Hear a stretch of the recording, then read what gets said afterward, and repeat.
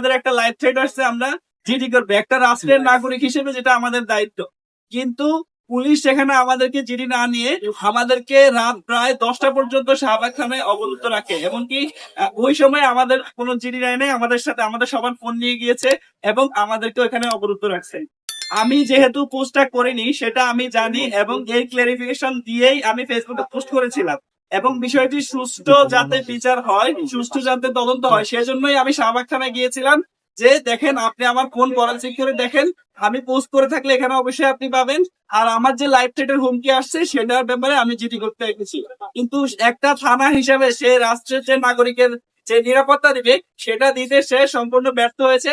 এবং 10টার পরবর্তী সময়ে আমাদেরকে ধানমন্ডি থানায় মুভ করানো হয়েছে।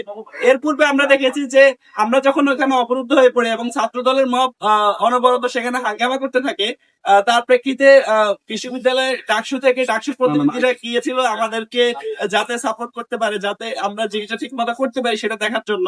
কিন্তু এর প্রেক্ষিতে তাদের উপর খুবই নির্মম হামলা হয়। আমরা জানি যে আমাদের ডাকসুর প্রতিনিধি এবি জুবায়ের এবং মুসাদ্দেক সহ আরো অনেকে আহত হয়েছিল।